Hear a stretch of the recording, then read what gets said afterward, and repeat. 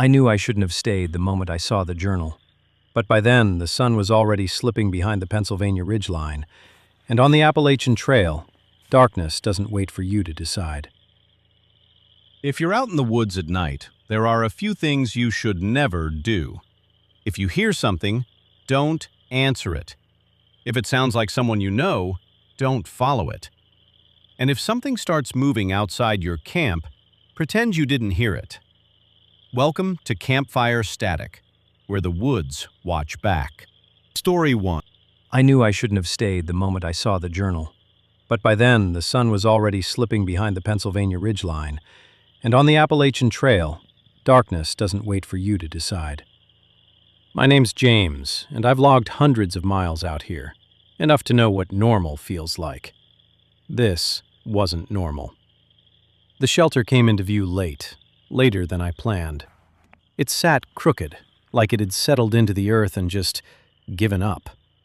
The wood was gray and splintering, roof sagging, one corner darker than the rest, like something had been burning there once. Most shelters are maintained. This one felt abandoned. No fresh footprints, no recent fire pit, just silence. I told myself it was fine. I'd stayed in worse. I dropped my pack, gathered some old wood from the pile stacked nearby, and that's when I saw it. A journal, tucked behind the logs like someone didn't want it found. Trail journals aren't unusual. People leave notes all the time, weather updates, sightings, little thoughts. I figured it'd kill time while I waited out the dark. The first few pages were exactly that. Great weather today.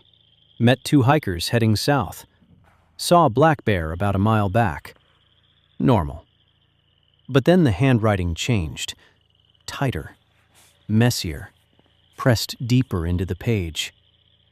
Something's been around the shelter at night. I paused, looked up. The woods were still. I kept reading. Second night here. I hear it walking just outside. Slow. Like it's circling. I felt that first little flicker of unease, the kind you try to laugh off, probably someone messing around. Another page. I thought it was a deer, but it doesn't move like one. It stops when I stop, like it knows. The light outside was fading faster now, the tree line turning black. I told myself to stop reading. I didn't. Third night. It came closer. I could hear breathing. Not loud, not animal. Too steady. I swallowed. The woods felt heavier. Fire kept it back, I think. It stayed just beyond the light. I looked at the fire pit, unlit.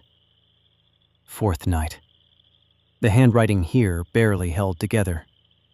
It doesn't seem to care about the light anymore. My chest tightened.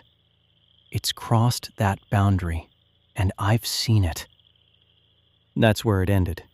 No name, no last entry, just that line and nothing after. I sat there for a long time, staring at the page. Then I looked outside. It was dark. Too dark to hike safely. Miles to the next shelter. No signal, no chance. I had to stay. So I built the fire. I kept it big, bigger than I needed.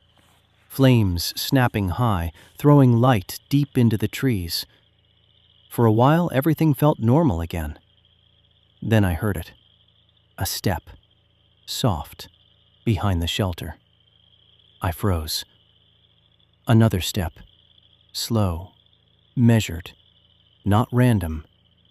Moving. Circling. My fire popped, and for a second the light shifted, and I saw something at the edge of it. Not clearly, just a shape. Too tall to be a deer. Too still to be anything alive. I stood up fast, grabbing my headlamp, shining it straight into the dark. Nothing. Just trees. But the moment I lowered the light, Another step. Closer. My heart started pounding so loud I could barely hear anything else. "Hello?" I called out. No answer. Just that slow, deliberate movement. I backed closer to the fire. The journal sat open beside me, like it was watching too. The steps stopped. Silence. Then, breathing. Right at the edge of the light.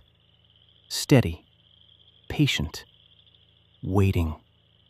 I threw more wood on the fire, flames roaring higher, and for a split second, I saw it again. A silhouette. Bent wrong, limbs too long, head tilted like it didn't understand how to hold itself. And it didn't move away. It just leaned closer. I didn't sleep, not even for a second. Every time the fire dipped, it stepped closer. Every time the flames rose, it stopped, watching, learning. By the time the sky finally started to lighten, the thing was gone. No sound, no tracks, nothing. Just empty woods. I packed faster than I ever have in my life. Didn't eat, didn't look back. I hiked until my legs shook and the trail felt real again. I made it out. But here's the part I can't explain. When I checked my pack that night, miles away, safe, surrounded by other hikers, the journal was inside. I know I didn't take it. I know I left it there. I haven't opened it again, because I don't think it's done being written. Ever had something disturbing happen to you alone in the woods? Drop it in the comments. Now on to the next story. Story 2. I didn't realize I was being followed until I stopped hearing the woods without it. My name is Annette, and I wasn't supposed to be doing anything extreme that weekend. Just a short hike, 3 days on a section of the Appalachian Trail where Tennessee meets North Carolina. A reset, a little air, a little quiet. The kind of trip you think will feel like peace. It didn't. The first day was almost perfect. Sunlight filtering through thick green canopy, the trail soft under my boots, everything alive in that steady, familiar way forests are supposed to be. But somewhere around midday, I started noticing it. Movement. Not ahead of me, not animals crossing. Behind, off to the side. Every time I stopped, it stopped. Every time I started walking again, I'd hear it too. Branches shifting, leaves crunching, just out of sight. I told myself it was deer, squirrels, wind dragging things loose. It never felt worth turning around for. By evening, I almost forgot about it. Almost. That night, I pitched my tent near a small bend in the trail, close enough to water that I could hear it moving over rocks. The forest settled into its nighttime rhythm, and then rustling. Soft, controlled. Not wind, not random, just there, outside my tent.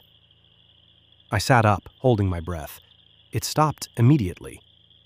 I listened until my heartbeat was louder than the woods themselves. Eventually, I convinced myself it was nothing. I slept. The second day started normal enough, until about halfway. That's when I saw him. A figure. Back on the trail, maybe 100 yards behind me. Still, just standing there, watching. I stopped walking. So did he. I blinked, trying to sharpen the shape through the trees, but the moment I focused too hard, it seemed to blur into trunks and shadow. I started walking again. So did he. Always the same distance, always just out of clear detail. When the trail curved, I lost sight of him, but I didn't lose the sound. Footsteps. Branches snapping behind me, always matching my pace, like he didn't need to be seen to stay there. I didn't stop that night. I pushed harder than I should have, setting up camp fast, hands shaking more than I wanted to admit. I told myself I was alone, that I had to be. But night has a way of correcting you, because the rustling came back, closer this time, circling the tent, slow footsteps tracing the perimeter, then breathing. Not loud, not frantic, close enough that it felt intentional. Close enough that I stopped pretending it was wildlife. Something dragged lightly across the side of my tent, just once. A soft, deliberate swipe, like a hand testing fabric. I didn't move, didn't speak, didn't sleep much. The third morning, I packed before sunrise. No breakfast, no hesitation, just movement. I wasn't hiking anymore, I was leaving. The trail blurred into a straight line in my mind. Car, road, civilization, safety. Every step faster than the last. And still behind me. Always behind me. Closer now. No more guessing distance. No more uncertainty. Just presence. When I ran, I heard running. When I stopped to catch breath, it stopped too. Like it was learning me. Like it already knew me. By the time I reached the trailhead, I didn't even feel relief, only urgency. I threw my pack in the car, slammed the door, and started driving before I could think twice. I told myself I was imagining it, that I had built something out of fatigue and fear, that it ended at the trail. It didn't, because as I turned onto the gravel road leading out, I saw the tree line shift. Not wind, not light. Something stepping forward into the edge of the woods. Just for a second. Still, watching me leave. I didn't stop the car. I didn't slow down. But in my rearview mirror, I swear it was still there, keeping pace. Before this last story, if you're enjoying these stories, a quick like helps push this further so more people can hear it. Story 3. I didn't realize the mountain had changed until it stopped letting me leave. My name is Lance, and I've hiked this stretch of the Appalachian Trail in West Virginia more than a handful of times. Not enough to call myself a through hiker, but enough to know the rhythm of it, the way the trail breathes, the way it always leads you back out. At least, it used to. There's a spot up there I've always returned to. A narrow break in the trees where the world just drops away into layered ridgelines. On clear days, it feels like you're standing above time itself. I've called it my reset point. This trip started like every other. Boots on dirt. Pack on shoulders. Familiar climbs that reminded me I wasn't new to this anymore. By late morning, I reached it. My spot. But something was wrong. Not the view was still perfect. It was the trail behind it. There was a new path, cut clean through the brush like it had always been there, even though I knew it hadn't. I'd stood in that exact place before, multiple times. I would have noticed.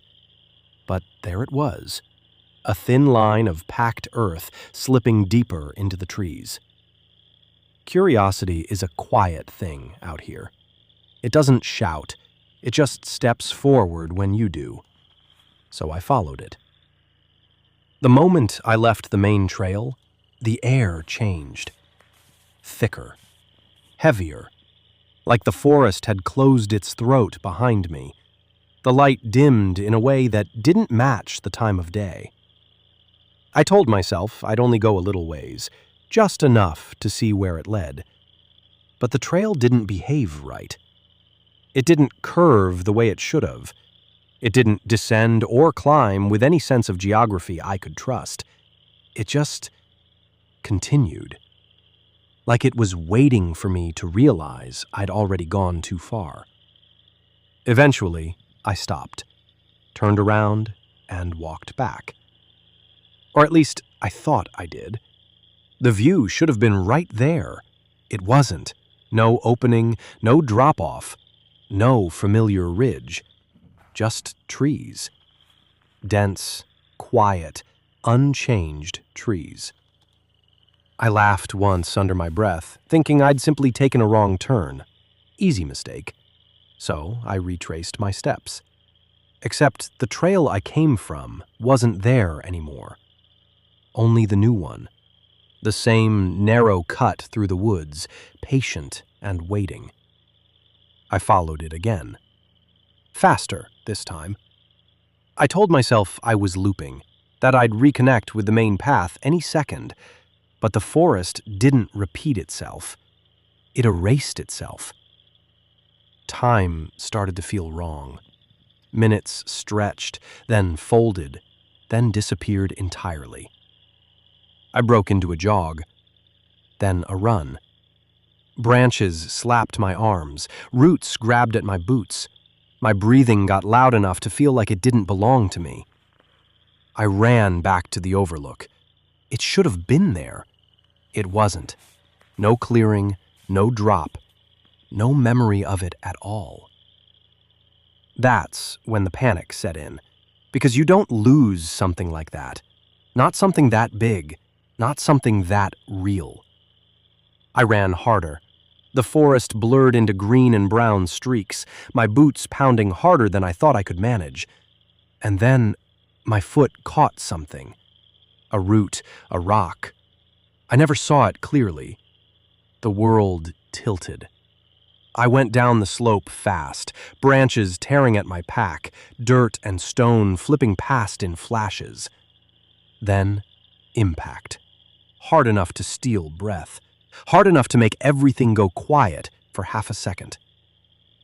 I lay there, stunned, staring up through the canopy. That's when I saw it. A trail marker. White blaze on a tree trunk. Real, steady, unmoving. I nearly laughed from relief. I pushed myself up and ran to it like it was a lifeline, because it was. From there, everything changed. The forest didn't feel wrong anymore. It just felt like forest again. I didn't run after that. Just a steady, careful pace. One foot in front of the other. No shortcuts, no curiosity. Only exit. Eventually, I made it back to my car. Hands shaking, clothes torn, breath still uneven. I sat there for a long time before I started the engine. That overlook is still out there, I know that. But I also know something else now. Some places don't stay where you left them. And I'm not sure I need to see that view again to remember it. I hope you enjoyed this story. If you have a story that makes the hair on the back of your neck stand on end, share it here. Don't forget to like and subscribe. It helps the channel and allows me to curate more of these stories for you.